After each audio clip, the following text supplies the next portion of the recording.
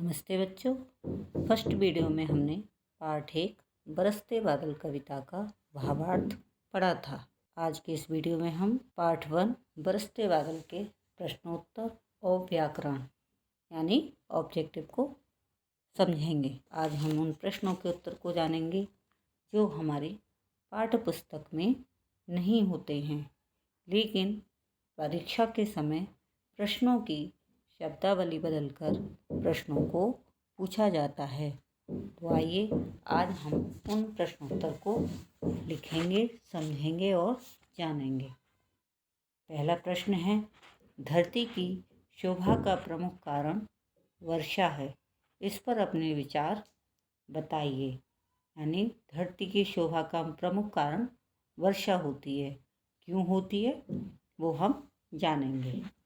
वर्षा ऋतु सदा सबकी प्रिय ऋतु रही है। यानी बरसात सभी लोगों को बहुत पसंद होती है, सभी इसका आनंद लेते हैं।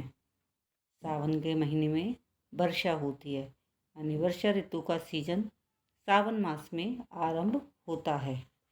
इससे धरती को पानी मिलता है, जिस कारण जलाशय, नदियाँ, तालाब इस तरह से सभी भर जाते हैं और खेतों को भी पानी भरपूर मात्रा में मिल जाता है।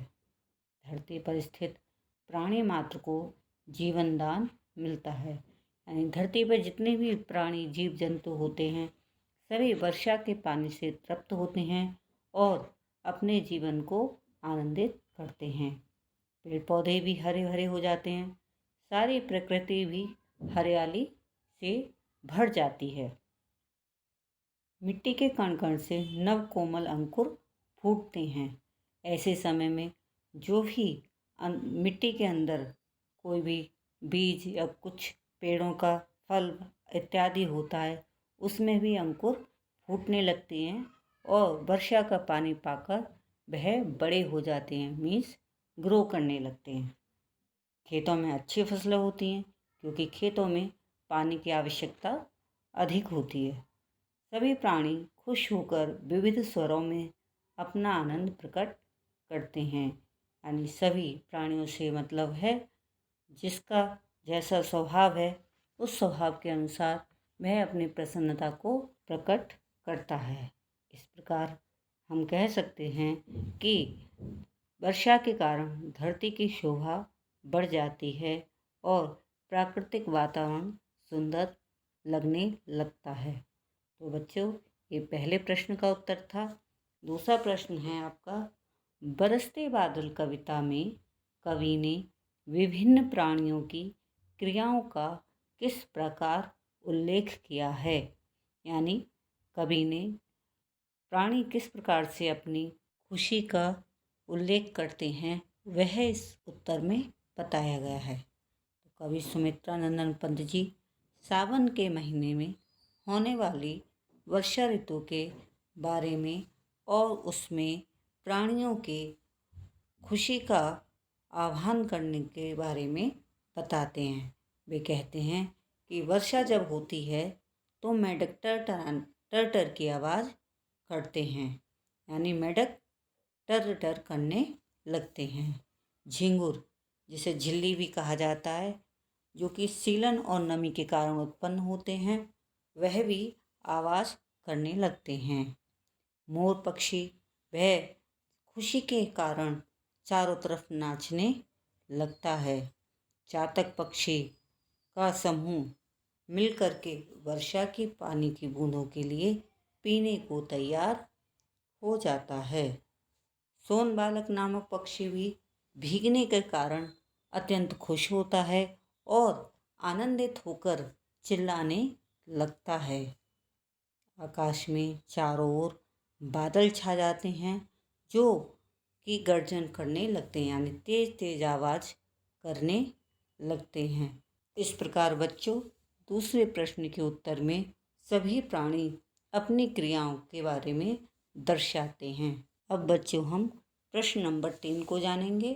वो है, बरसते बादल कविता के आधार पर बताइए कि यह महीना दूसरे महीने से किस प्रकार अलग है? यह महीने से मतलब है सावन का महीना। तो उत्तर है सावन ऋतु की वर्षा बहुत सुंदर होती है। जैसे कि हम पहले भी इस चीज़ को पढ़ चुके हैं कि श्रावण मास से ही वर्षा काल आरंभ होता है।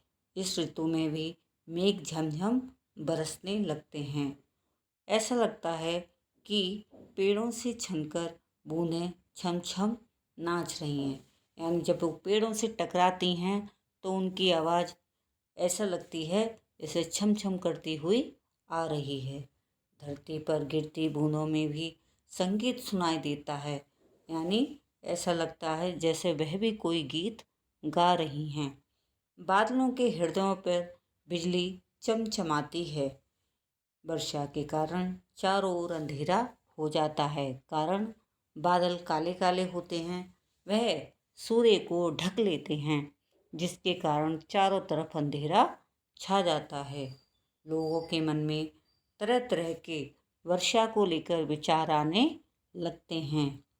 यह वर्षा का दृश्य बड़ा ही मनमोहक लगता है और सभी जीव जंतु भी प्रसन्न हो जाते हैं। प्रकृति भी खिल उठती है। चारों तरफ हरे भरे पेड़, फूल आदि दिखाई देने लगते हैं। मेंढक टर्टर की आवाज़ करते हैं और मोर भी म्याऊं म्याऊं करके गाना गाने लगते हैं और नाचने लगते हैं। इधर चातक पक्षी जो कि वर्षा के आने का इंतज़ार करते हैं, वह भी खुशी के कारण पीऊ पीऊ की रट लगाने लगते हैं। मेघ घूमड़ घूमड़ कर यानी इधर उधर घूमकर गरजते हैं और बरसते हैं। टपकते बूंदों में एक संगीत होता है जो मन को छू लेता है। यानी जब बारिश होती है तो ऐसा लगता है जैसे कोई मधुर संगीत चल रहा है जो कि मन को आकर्षित करता है। जन जन का रोम रोम सिहर उठता है। यानी सभी लोग वर्षा की बूंदों को अपने ऊपर गिरते देख उनके मन में एक सिहरन उठने लगती है। आकाश से धरती पर गिरती हुई जलधाराएं मन को भाती हैं, बहुत ही सुंदर लगती हैं। मन जलधाराओं के संग झूला झूलने लगता है। यानी जब वर्षा का पानी मन शरीर पर गिरता है, यानी जब वर्षा का पानी गिरता है तो ऐसा लगता है जैसे इंद्रधनुष के झूले में सब मिल कर के झूलें। इस महीने में बच्चे हों, बूढ़े हों, जवान हों या फिर अन्य प्रकार के जीव जंतु हों, सभी सावन मास के वर्षा ऋतु को पसंद करते हैं। इसीलिए कवि कहते हैं कि जीवन में उनके भी बार बार सावन का महीना आए और इस महीने का वह आनंद लें। इसीलिए ये महीना दूसरे अन्य महीनों से कहीं अलग है। अब बच्चों, हम इस भाषा की बात में सबसे पहले पर्यायवाची शब्दों को जानेंगे। सबसे पहला दिया गया है तरु। तो तरु के पर्यायवाची शब्द वैसे तो अनेक हैं, जैसे द्रोण, पादप, पेड़, वृक्ष, रुख, विटप, वृक्ष, दरख्त आदि। दूसरा है गगन। इसके पर्यायवाची शब्द हैं अंबर, अनंत, आकाश, आसमान, नभ, शून्य आदि। उसके बाद बच्चों तीसरा है घन। इसके पर्यायवाची शब्द हैं अम्बुद, जलद, जलधर, बादल, बारिद, तोयद, बारीधर आदि। इसके बाद बच्चों आता है सेकंड वन वाक्य प्रयोग। तो वाक्य प्रयोग में दो वाक्य प्रयोग दिए गए हैं हमारी पाठ्य पुस्तक में, जिसमें एक है मेघ, दूसरा है तरु। तो हम मेघ का वाक्य प्रयोग बनाएंगे पहले। सावन में मेघ गरजते और बरसते हैं। दूसरा बच्चों तरु है। तरु को वाक्य प्रयोग है तरु अनेक प्रकार के होते हैं। इसके बाद बच्चों यहाँ पर पद परिचय पूछा गया है, जिसका वाक्य है बादल बरसते हैं, जिसमें बादल को रेखांकित किया गया है। रेखांकित का मतलब होता है अंडरलाइन। अंडरलाइन शब्द का उन्होंने पद परिचय पूछा है। पद परिचय से मतलब है व्याकरण। तो बादल का व्याकरण है जातिवाचक संज्ञा पुल्लिंग। उसके बाद है बच्चों समास। यहाँ पर हमारी पाठ्य पुस्तक में 2 समास दिए गए हैं। एक है पेड़ पौधे और दूसरा है पशु पक्षी।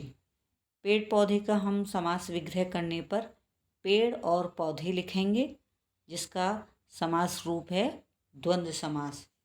दूसरा है पशु पक्षी, इसका विग्रह करने पर पशु और पक्षी बनेगा, इसका भी समास द्वंद्व समास आएगा। इसके बाद लास्ट है शब्द संक्षेप लिखिए, यानी एक वाक्य को एक शब्द में उत्तर लिखें। तो पहला वाक्य है मन को भाने वाला, इसका उत्तर है बच्चों मन भावन। दूसरा है मन को मोहने वाला, इसका उत्तर है बच्चों मन मोहन। तो इस प्रकार हमने पाठ 1 के कुछ जरूरी प्रश्नोत्तर और व्याकरण के बारे में परिचय दिया है। और बच्चों आगे भी हम इसमें और अच्छा कार्य। तो बच्चों आज की सीख है नदी, पेड़, अन्य प्राकृतिक संपदाओं की हम सभी बालकों को, बड़ों को और युवाओं को सुरक्षा करनी चाहिए, जिससे हम आने वाली पीढ़ी को एक अच्छी प्रकृति दे सकें। प्राकृतिक संपदा उन्हें भी उतनी ही आवश्यक है जितनी हमारे लिए। थैंक यू बच्चों।